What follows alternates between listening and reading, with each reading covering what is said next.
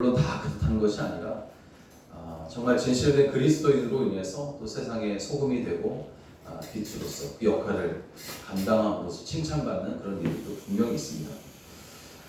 그러므로 주께서 그리스도인으로서 어떻게 살아야 하는가, 또 어떠한 모습으로 살아가야 하는가 알려주신 말씀을 우리가 깊이 이해하고 그 말씀을 우리가 정말 세상에서 지켜 행할 수 있도록 우리가 애쓰고 노력을 해야 할 줄로 믿습니다. 소금과 빛에 관한 비유가 바로 그런 말씀입니다. 예수님이 산상수훈에서 제자들에게 주신 가장 유명한 그런 말씀이고, 또 비유 중에 또 가장 유명한 비유가 바로 소금과 빛에 관한 비유입니다. 너희는 세상의 소금이라, 너희는 세상의 빛이라. 주님이 제자들에게 당부하신 그때로부터 이 말씀은 지금까지 주의 은혜로 죄에서 구원받아가지고 하나님의 자녀가 된 사람들, 우리가 바로 세상에서 어떠한 모습으로 살아가야 하는가에 대한 것을 명확하게 알려주고 있습니다. 너희는 세상의 소금이다. 너희는 세상의 빛이다. 소금과 빛으로 살아가야 한다는 그런 말씀입니다. 그러므로 우리가 소금과 빛으로 살아가는 것이 어떤 말인가를 우리가 깊이 이해하고 깨닫게 되고 그것을 지켜 행하려고 한다면 우리가 정말 세상에 나아가서 참된 그리스도인으로서 많은 사람들에게 칭찬받을 뿐만 아니라 우리를 보는 많은 사람들이 하나님께 영광을 올려드리는 그런 일들이 우리 가운데 일어나게 될 줄로 믿습니다. 이 말씀은 이제 예수님이 8가지 복을 말씀하신 후에 제자들에게 그들이 이제 어떠한 존재인지 또 어떻게 살아가야 될 것인지에 대한 말씀을 하신 것인데, 많은 그리스도인들이 교회를 다니고 또 신앙생활을 하는 이유는 사는 동안 사실 복을 받고 또 형통하게 되고 자녀가 잘 되고 평안하게 되고 하는 이런 목적 때문에 교회를 참 많이 다니고 또 교회를 다니면서 이런 목적으로 다니는 일들이 참 많이 있습니다. 그리고 주님은 믿는 자들이 주님 안에서 참 평안을 누리고 또 복이 있는 삶을 살아가기를 원하시고 그렇게 살아가게 하십니다. 그렇지만 단순히 이런 개인적인 축복을 받는 것만이 신앙생활의 전부일까? 그게 아니잖아요. 그리스도인의 신앙생활은 세상에 살아가면서 가족에게, 이웃에게, 가까운 친족에게, 사람들에게 선한 영향력을 끼치는 존재가 되어야 되고, 그렇게 끼칠 수밖에 없는 존재가 바로 그리스도입니다. 그러므로 주님이 하신 소금과 빛의 비유의 말씀을 통해서 그리스도인이 세상에서 어떻게 살아가야 할지 그 참된 모습을 발견하고 우리가 순종함으로 인해서 정말 주님 기뻐하시는 그런 여러분 되시기를 주의 이름으로 간절히 부탁을 드립니다. 첫째, 소금과 빛의 삶은 그리스도인의 본질이 되어야 된다는 것이에요. 소금과 빛의 삶, 빛은 바로 그리스도인의 본질입니다. 주님께서 그렇게 말씀하셨잖아요. 너희는 세상의 소금이라, 너희는 세상의 빛이라.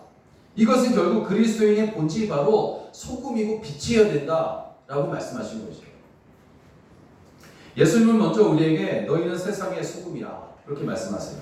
소금과 같은 역할을 하라고 하지 않으시고 소금처럼 살아가라, 소금과 비슷하게 살아가라 이렇게 말씀하지 않으시고 우리가 곧 세상의 소금이다 이렇게 말씀하세요. 그러니까 우리의 본질이 바로 소금이라는 거예요. 본질이. 여기서 소금은 무엇을 의미합니까? 일반적으로 이제 소금의 가장 중요한 2가지 기능은 이제 썩지 않게, 음식을 썩지 않게 하는 방부제 역할을 하고 또 음식의 맛을 내는 게 이제 소금의 2가지 큰 기능이지 않습니까?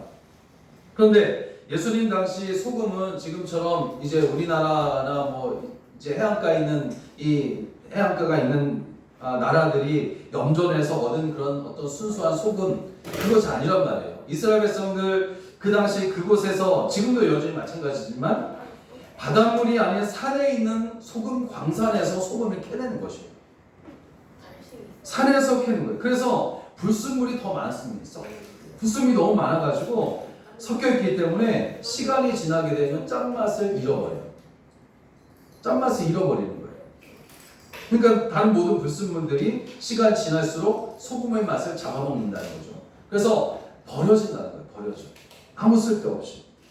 근데 예수님은 당시 소금은 지금처럼 염전에서가 아니라 소금 강산에서 캐가지고 아주 이제 소금 맛을 잃어버리면 버려지게 되는 그런 소금, 이것을 주님이 지적하시는 거예요.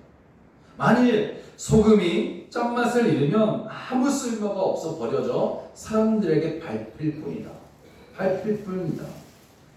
결국 그리스도인이 그리스도인으로서의 본질, 소금, 즉 거룩함과 구별됨을 잃어버리게 되면 아무 의미도 가치도 없는 존재가 된다는 거죠. 그냥 버려져서 사람에게 밟히는 그런 존재가 될 뿐이라는 것이죠. 우리는 소금으로서 정말 세상의 부패를 막고 또 세상에 하나님의 맛을 내는 일을 해야 되는 겁니다. 이 일을 제대로 하지 못하게 되면 세상의 부패를 막지도 못하고 또 맛을 내지도 못할 뿐만 아니라 오히려 사람들의 발에 밟힘으로 수치를 당하게 된다는 거죠. 예수님을 이어서 너희는 세상의 빛이라 선포하세요. 빛이라. 빛처럼이 아니라 빛이라. 즉 우리의 본질이 바로 빛이라는 거예요. 그리스도인의 본질이 빛이다. 여러분, 빛의 기능은 간단해요. 어둠을 밝히는 거잖아요. 당시에는 전기가 없었기 때문에 등불의 역할이 매우 중요했습니다. 때문에 주님이 말씀하신 대로 등불을 켜서 말 아래에 두지 아니하고는 어리석은 사람은 없는 거예요. 여기서 말은 어떤 타는 말이 아니라 여기서 말은 곡식을 재는 이제 그릇을 가리킬 때 말이라고 이야기하거든요. 이 말인데 이 등불을 켜서 바로 그릇 밑에 숨겨놓는 사람은 없다는 거죠. 그래서 등불을 켰어요. 켜가지고 이제 밝혀야 되는데 그 등불을 그릇 밑에다 숨겨놔요. 그러면 어두워지죠. 밝히지 못하고 그냥 어두운 상태로 되어버리는 거죠. 그래서 어리석은 사람이에요. 그릇 밑에 두면. 그러나 등불은 당연히 등경 위에, 즉 그릇 위에 두어야지만 그것으로 인해서 방안이 온 집안이 밝아지는 것입니다. 마찬가지로 그리스도인들은 자신의 빛을 그릇 밑에 숨겨서는 안 되는 거예요. 숨길 수도 없고 우리 신앙과 선한 행실은 감춰질 수가 없는 거죠. 오히려 드러내어서 어둠을 밝히고 길을 잃은 사람들에게 주의 길을 보여주어야 한다는 겁니다. 여러분, 그리스도인들의 본질은 이렇게 소금과 빛입니다. 소금과 빛은 각자 사명이 있어요. 분명한 사명이 있습니다. 소금은 썩지 않게 하고 맛을 내는 사명이에요. 그리스도인들은 세상의 온갖 죄악으로 썩지 않도록 이런 방부제 역할을 해야 될 것이고 또 빛은 어둠을 밝혀서 모든 것을 보게 하는 사명이 있단 말이에요. 그리스도인들은 그리스도의 빛을 비추어서 사람들로 하여금 예수님을 보게 해야 할 사명이 있다는 것입니다. 우리가 빛을 숨기고 스스로 숨기고 그렇게 감추게 된다면 세상 사람들은 예수님을 볼 수가 없는 거예요. 빛을 밝혀야 되는 거죠. 빛을 밝히는 것, 그것은 결국 우리로 하여금 사람들이 주님을 보게 되는 그런 일들을 우리가 해야 된다 하는 것이죠. 그러므로 우리는 세상에서 소금과 빛의 사명을 충실히 이행하는 참된 그리스도인이 되어야 할 줄로 믿습니다. 둘째, 그렇지만 세상은 우리 그리스도인들이 소금과 빛이 되지 못하게 하는 일들이 참 많이 있어요.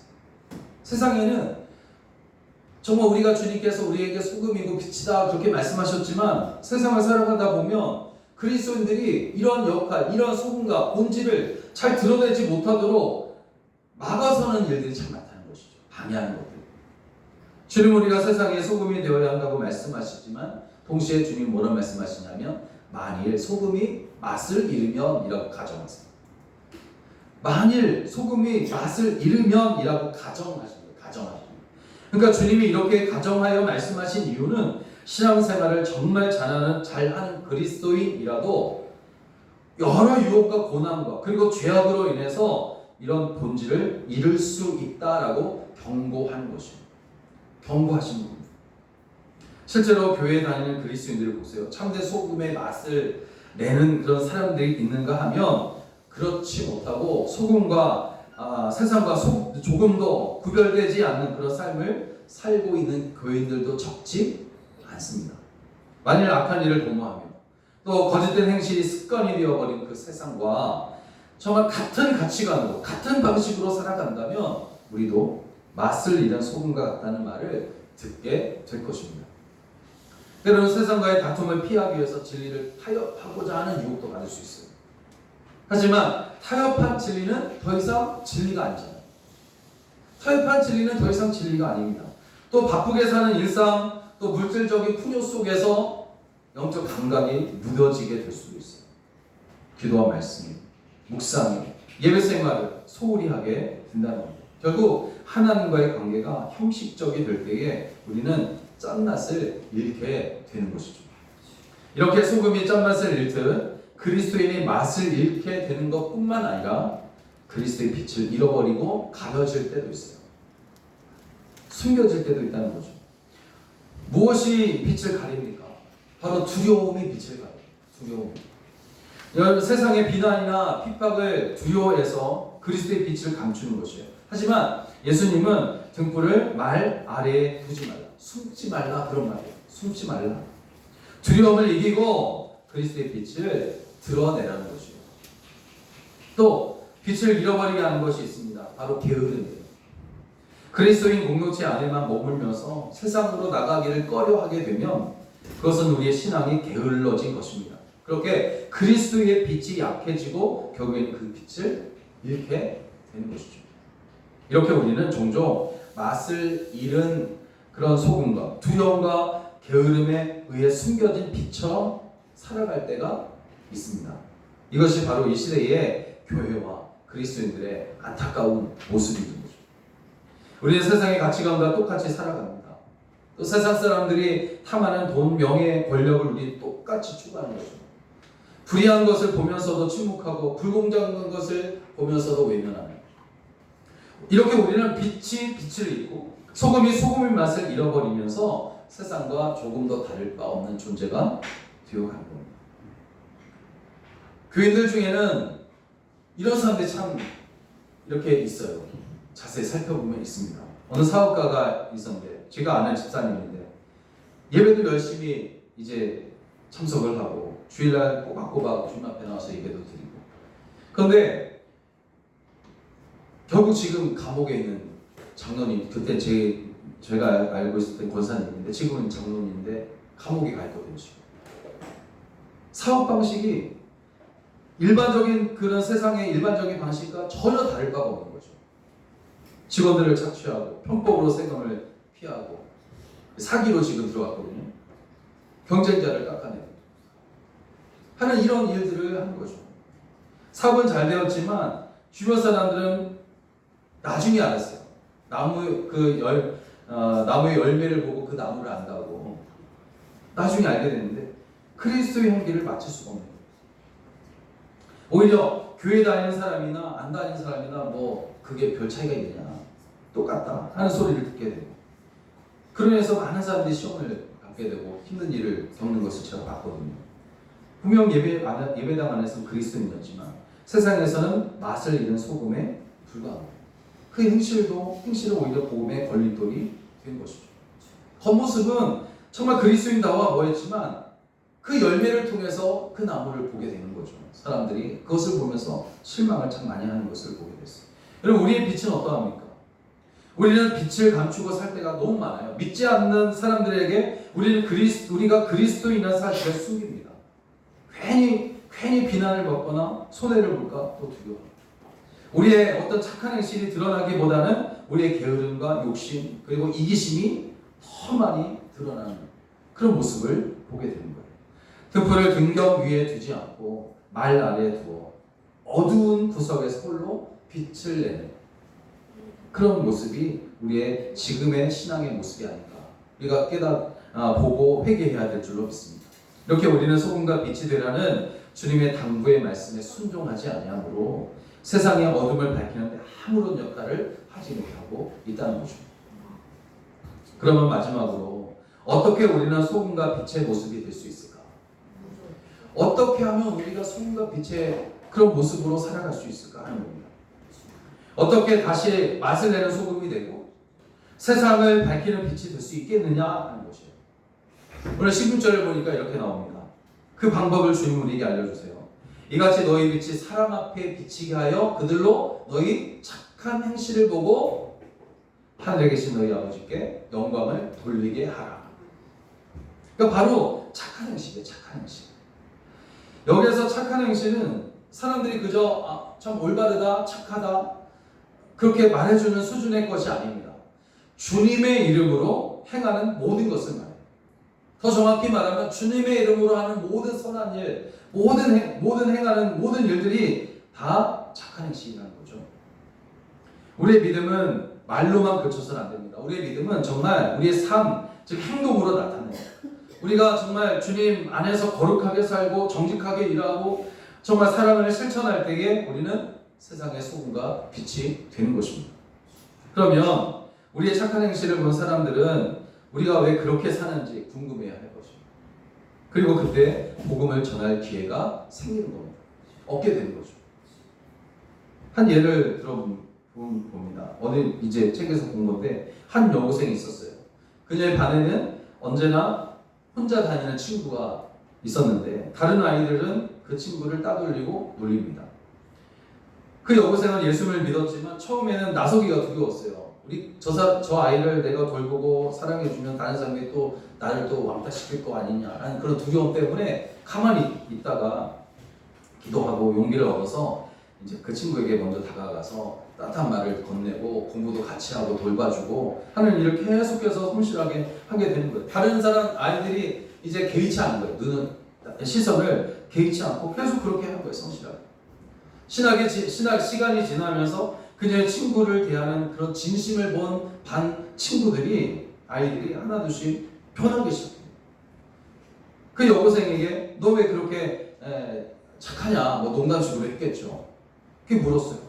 그때 이 여고생이 이렇게 말합니다. 예수님이 나에게 사랑을 가르쳐 주셨기 때문이다. 복음을 전할 기회가 생기자마자 복음을 전한 거예요. 그녀의 착한 행실을 통해서 예수님의 사랑이 그 반 아이들에게 비치게 되고 결국 몇몇 친구가 함께 그녀를 따라서 교회를 가기 시작했다는 거죠.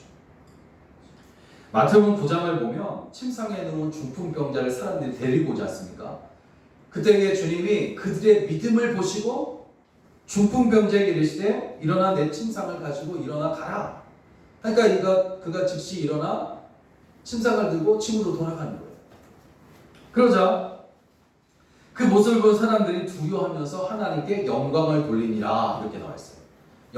하나님께 영광을 돌리니라. 여러분, 주님이 침상에 누운 중풍병자를 데리고 온 사람들의 믿음을 보시고 병자를 고치셨는데, 여러분 더 구체적으로 말하면 그 믿음은 착한 행실이었어요. 그죠? 한 어린 소자를, 그 사람을 불쌍히 여기는 마음 가지고 침상을 들고 예수님 앞에 나아오는 거, 이게 착한 행실이란 말이에요. 그리고 그것을 믿음으로 보신 거예요. 그러니까 착한 행실, 주님께서 말씀하시는 착한 행실과 믿음이 같은 말인 거죠, 결국은. 이런 착한 행실을 해는 사람들로 하여금 하나님께 영광을 올려드리게 만듭니다. 그러므로 우리가 세상 소금과 빛으로 살아가는 곳마다 이렇게 주님의 기적이 나타나고 그로 인해 하나님이 영광을 받으신 줄로 믿습니다. 이러한 삶을 여러분 살아가게 되시기를 주의 이름으로 축원합니다. 사랑하는 여러분, 오늘 우리는 마태복음 5장 13절에서 16절 말씀을 통해서 세상에서 살아가고 있는 그리스도인의 본질이 무엇인가를 우리가 다시 한번 깨닫게 됩니다. 우리는 세상의 소금이고 세상의 빛이에요. 본질이에요, 본질. 우리 그리스도인의 본질이 바로 소금이고 빛입니다. 우리의 존재는 세상의 부패를 막고 맛을 내며 어둠을 밝히는 데 있는 거죠. 이 사명을 잊어버리고 맛을 잃은 소금처럼 그릇 밑에 숨겨진 등불처럼 살지 않았는지를 우리 자신을 돌아보아야 할 것입니다. 예수님은 우리가 다시 본질을 회복해서 착한 행실로 세상을 변화시키고 그들을 통해 하나님 아버지께 영광을 돌리기를 원하시는 거죠. 여러분, 우리 각자가 삶의 자리에서 소금의 짠맛을 내고 빛의 밝음을 비추는 존재가 되기를 바랍니다. 우리의 가정, 직장이, 학교가, 그리고 우리의 교회가 세상의 소금과 빛이 돼서 이 땅의 어둠을 몰아내고 또 하나님의 나라를 확장해 나가는 통로가 되기를 주의 이름으로 간절히 축원합니다. 기도하겠습니다.